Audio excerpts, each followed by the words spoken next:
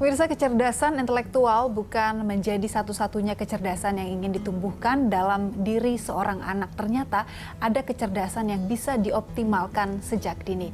Kita tanyakan hal ini ke Pak Jaya Suprana dan juga Mbak Novi nanti ya. Kecerdasan intelektual ini seperti apa, Pak? Kita mulai masuk dulu ke narsum saya yang unik ini. Unik dan sangat saya kagumi. Pak Jaya, sekarang kan kalau kita melihat orang tua hanya fokus kepada satu kecerdasan. Kita kenal seorang Jaya Suprana bukan saja punya multi kecerdasan, tapi juga seorang yang punya kecerdasan akademis yang luar biasa, juara satu terus. Nggak mau tuh tadi katanya dengan top 5, ranking 1 gitu. Top 1. Itu kan, top 1, always on the top. Nomor 1.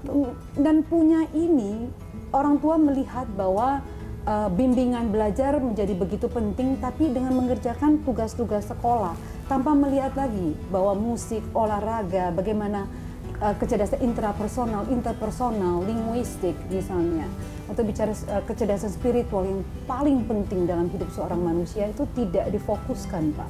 Dan kecerdasan kemanusiaan. Kecerdasan kemanusiaan, kecerdasan kehidupan yang seperti tadi Bapak. Oke, apa yang saya lakukan waktu saya diumumkan lulus dengan angka terbaik. Ya, di Jerman nih Pak ya? Jerman, ya.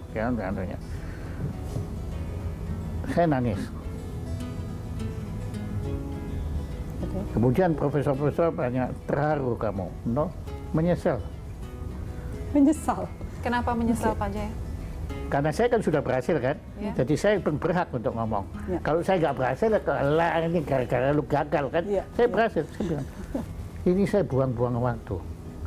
Untuk secari kertas yang namanya diploma. Walaupun itu magna cum laude ya Pak ya? Iya, justru kok magna cum laude. Tapi kan berhak saya ngomong bahwa ini, kalau saya nggak lulus, saya nggak berhak ngomong. Tapi kan saya lulus. Ini tuh buang-buang waktu. Saya bukan makin pintar, saya makin bodoh. Apa sebetulnya sekolah itu? Nah, ini saya mohon maaf sedalam-dalamnya kepada Silakan, Pak. pada yang apa yang masuk sekolah. Kalau Anda mau sukses di sekolah, gampang. Sukses di sekolah itu sederhana. Pokok, bayangkan saya waktu masuk taman kanak-kanak, saya waktu diajarin 2 tambah 2 sama dengan 4. Ya semua anak kan 2 tambah 2 sama dengan 4. Aman kan? Saya enggak. Kenapa? Saya enggak terima. Kok 2 tambah 2 kok sama dengan 4? Jelaskan tuh. Gurunya marah, saya dimusuhin. Ini anak kurang ajar. Dan memang kekurangan ajaran ini, itu sebetulnya ketidaktundukan kepada sekolah ini. Itu kecerdasan sebetulnya. Orang yang sekolahnya itu apa? Pokoknya guru bilang apa? Turutin. Ikutin aja. Lulus ya sudah pasti. Itu bukan, menurut saya bukan cerdas itu. Itu kedisiplinan nurut sama gurunya. Kecerdasan lain sekali. Kecerdasan itu, waduh, makanya saya kan bilang saya nggak tahu kecerdasan itu apa. Tapi itu di luar itu. Saya nggak bilang itu nggak baik.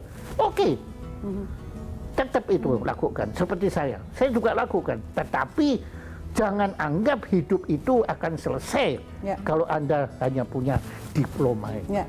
Anda harus punya diploma kehidupan. Kembali lagi ya. Dan itu proses belajar yang nggak ada selesainya dan Anda tidak akan pernah terima diploma itu. Nah yang terjadi kalau kita perhatikan, lulus S1, baru S1 gitu ya, bukunya dijual loh Pak, diloakan, karena dianggap sudah dapat kertas itu.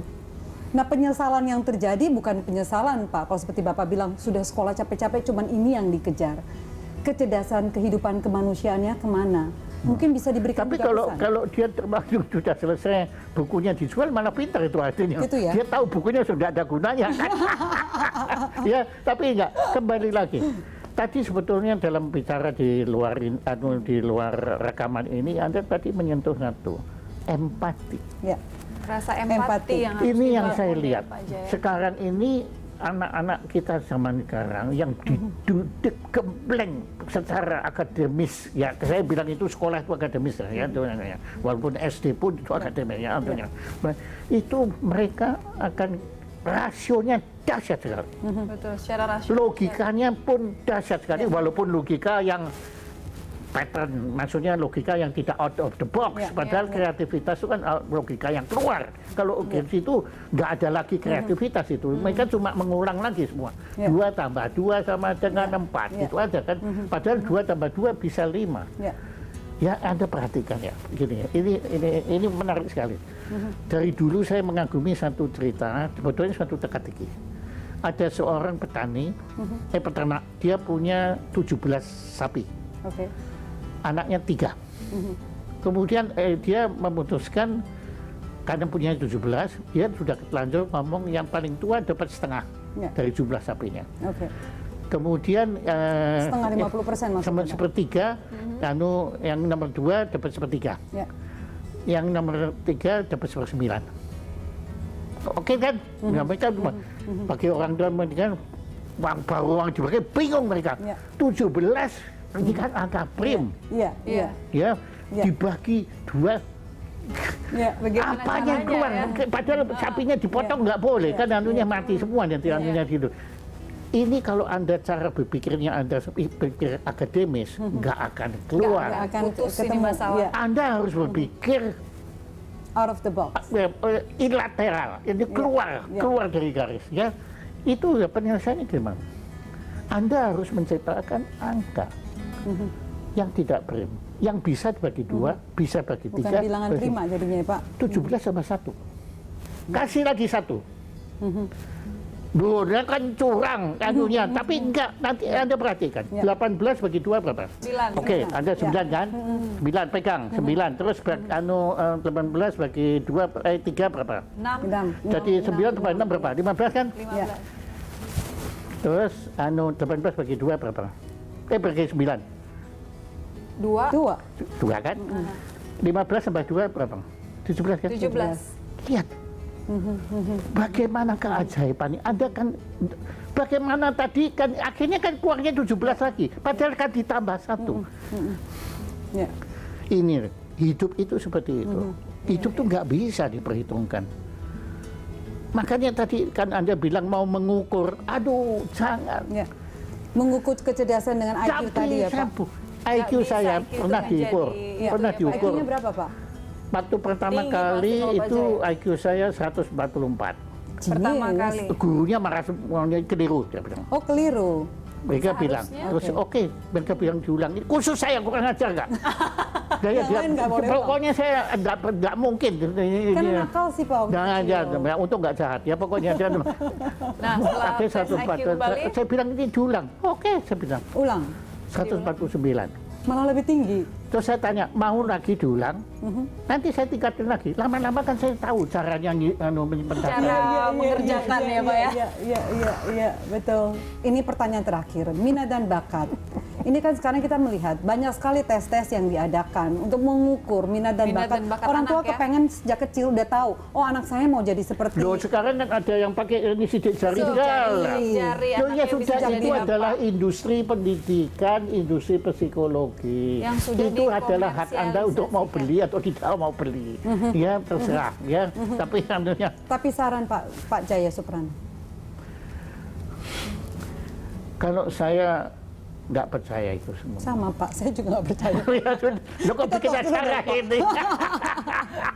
Tapi serius, memang minat dan bakat nggak bisa. Kita ukur dengan satu program. Saya itu ya kan beruntung sekali ini sekarang Ibu Ella itu kan mendirikan sebuah sekolah untuk saya, untuk mainan saya, ya karena untuk menampung anak-anak berbakat ini. Ada bayangkan, ada anak buta, autis, ganda loh, dia buta dan autis. Jadi saya mengatakan Tuhan ini gimana sih? Kok yang nggak cukup buta aja masih ditambah autis, nggak cukup autis aja tambah buta. Sudahlah, pokoknya oke. Akhirnya dia datang ke sekolah, ya saya juga aduh. Dia umur 8 tahun, dia datang belum main apa-apa, nggak karuan, nggak bisa main lagu lah. Saya nggak impress. Mendadak dia kira-kira 2 bulan kemudian datang lagi main Appassionatanya Beethoven.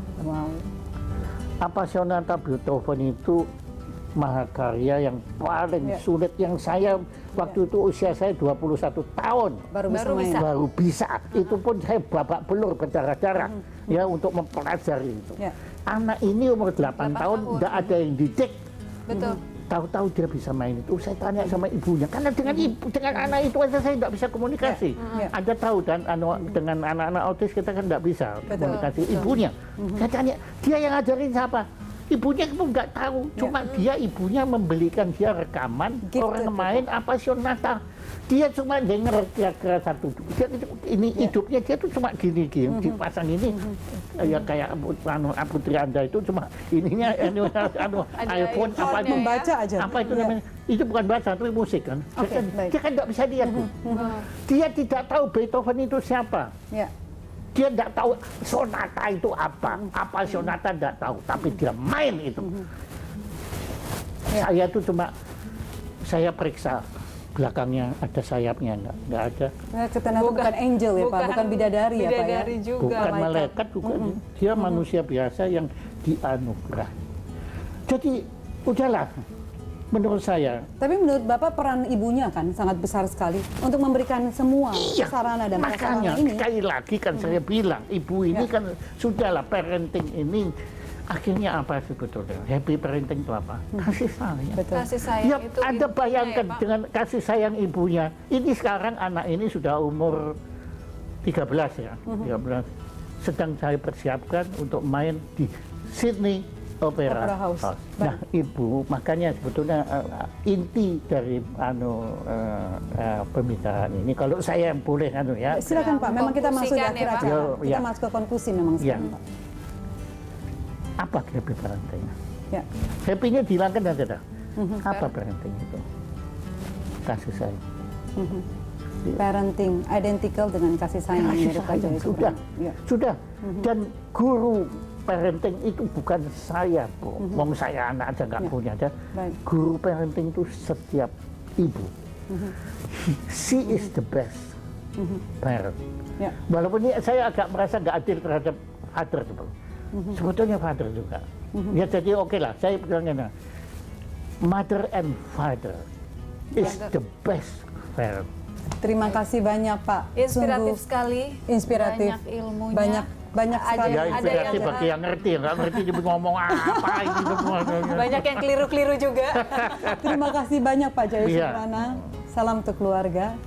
Nanti kita undang lagi ya Pak ya. Baik, terima kasih Pak Jaya. Pemirsa, tidak ada anak yang bodoh atau pintar, yang ada adalah anak yang menonjol dalam salah satu atau beberapa jenis kecerdasan.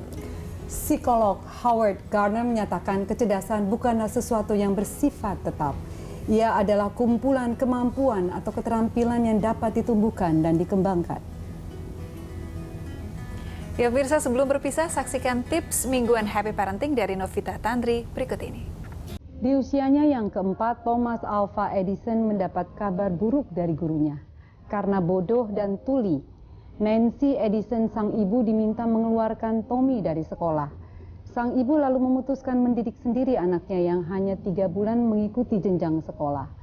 Di kemudian hari, Thomas Alva Edison dicatat sejarah sebagai orang dengan kontribusi luar biasa bagi dunia atas temuan lampu pijar yang diciptakannya di tahun 1877.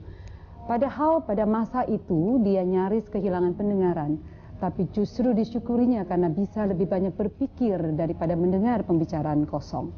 Pada puncak karirnya, Thomas mengenang sang ibu Nancy Edison sebagai pelita hidup yang tak pernah berhenti membesarkan hatinya. Sahabat talenta adalah kerja keras. Dengan kerja keras, talenta akan memberi manfaat untuk banyak orang, lalu menjadi sejarah yang kita toreh bagi hidup kita. Sementara jika berdiri sendirian, talenta hanya akan menjadi dongeng, karena hanya indah didengar tapi tak bisa dirasakan. Ajarkan anak menekuni talentanya, agar dia mengerti betapa mengasah talenta bukan hanya butuh waktu, tapi juga kerja keras. Orang tua bisa menjadi penyemangat anak dalam mengasah bakat dan talentanya yang tersembunyi. Karena tak ada pendukung yang paling loyal bagi anak setara dengan kedua orang tuanya yang tercinta. Saya Novita Tandri, Happy Parenting, the hardest job you will ever love.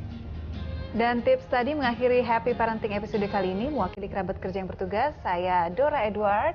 Dan Novita Tandri undur diri. Terima kasih atas perhatian Anda dan sampai jumpa. Ya, sampai jumpa. Kita selfie ya. Oh iya, betul. Ada Kita harus ada handphone selfie Mito. dulu.